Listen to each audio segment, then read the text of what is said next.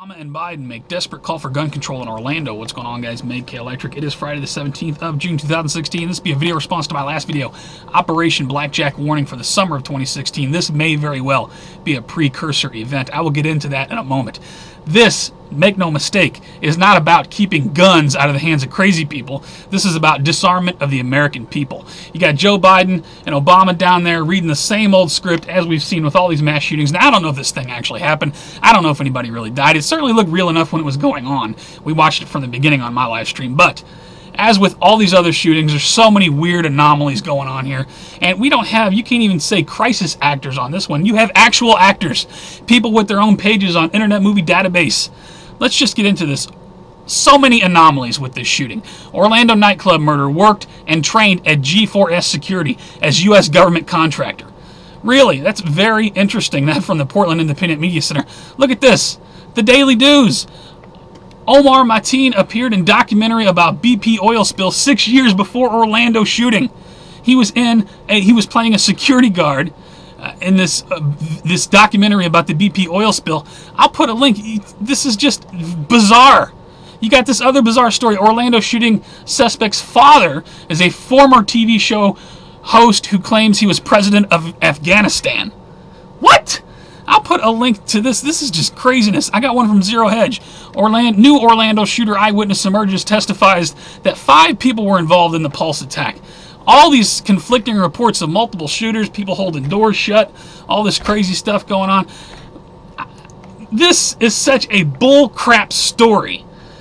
Newstalk.com puts this out. UN urges U.S. to adopt robust gun control in wake of Orlando attack. Make no mistake, this is about one more step in disarmament of the American people, because the mainstream media will never talk about why America really has guns. It is for personal protection. Yes, not so much about hunting, but number one, it is to protect ourselves against tyrannical government. And if you can't see the overreach of this government, especially in the last 8 years, and the 8 years prior, then something's seriously wrong with you. If you think it's just a silly idea that the American government would never turn on the people. They are scandalous and treasonous at every turn. This is why we have the Second Amendment. This is why they want to take it away, so that we cannot fight back when full court tyranny comes upon us. Anyway, I'll put a link to this. The UN calling for robust gun control. ABC News, Obama calls for assault weapons ban and new no-fly, no-buy law. Now, they want to say, well, if we put you on our secret list, your right, Rahm Emanuel said it best years ago at the Brady Center, right? Your right to keep and bear arms is canceled. You're not part of the American family. Secret government list sounds a lot like Nazi Germany, does it not? I don't know what's not clear about shall not be infringed. It doesn't say shall not be infringed unless you're on our secret list. When the government is allowed to keep secret lists of people and cancel their constitutional rights, America is in distress. I'll put a link to this. Please tell me your thoughts on all of it. Orlando shooting. Trump. You got Donald Trump now. Mr. I'm going to protect your Second Amendment. Trump to push for tighter gun laws. He is getting behind the idea that if the government has you on a secret list, you should not be able to own a firearm. This is madness. Mr. Second Amendment, huh? You know, it just goes to show that no matter who's in the White House, doesn't matter who wins. I believe it'll be Hillary, but whoever it is, nothing changes. The New World Order agenda keeps advancing. Doesn't matter who the puppet reading the script is. CBS this morning, look at this. The head of the DHS Secretary, gun control, now a matter of Homeland Security. Gun control is now a matter of Homeland Security. Well, in a sense, you're right, because it's a matter of the people of the United States being able to keep government in check. I'll put a link to this now.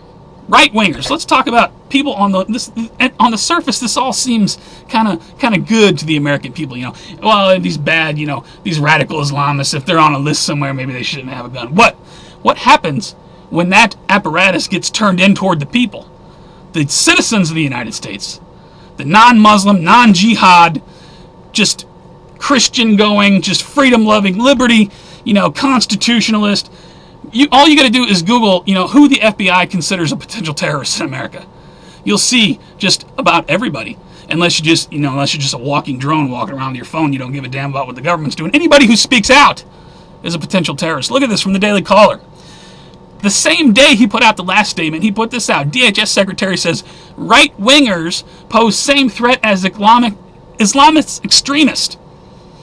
Right-wingers pose same threat as Islamic extremists. And you don't think that, Constitution, freedom-loving people might not end up on that list, probably already on that list? Naomi Wolf is on the no-fly list. Naomi Wolf's right to keep and bear arms canceled now because she's on the secret government list? Please tell me what you think about all this. Now let me tie all this back into Operation Blackjack. And again, see my first video below if you don't know what I'm talking about. In my opinion, I've said this before, this is a massive psychological operation. Whether it was a real event or not, there's enough people on YouTube making videos about that, and I applaud everybody who has torn this apart. Monograph, Sheila Aliens, Dabu, everybody. There's all kinds of videos out there. But in my opinion, real or not, never let a good crisis go to waste, right, Rahm Emanuel? This is a massive psychological operation. You only have to look at the witnesses and how the mainstream media is playing this to get the American people prepared for the new America. After Blackjack, after the nuclear false flag, after this big thing happens, everybody's going to think back and remember, do you remember how bad America was when we had guns?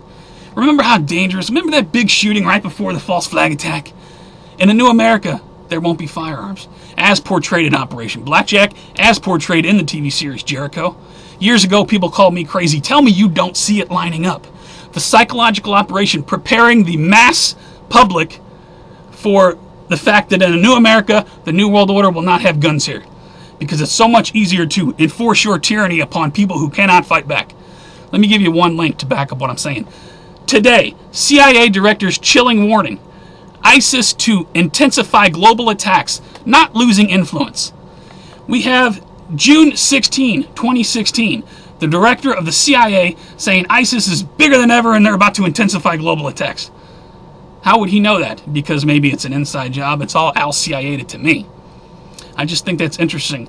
Just a couple weeks before the Operation Blackjack date, you have the worst mass shooting in American history. In my opinion, like I've said, all these years, this is just another psychological operation to prepare the American people for gun confiscation after Blackjack. Please tell me what you think.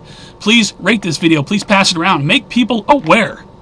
Make people aware of the fact why we have the Second Amendment, because the mainstream media never wants to talk about that. Every once in a while, someone will bring it up and they'll be laughed, oh, that's just nonsense. The government would never turn against the people.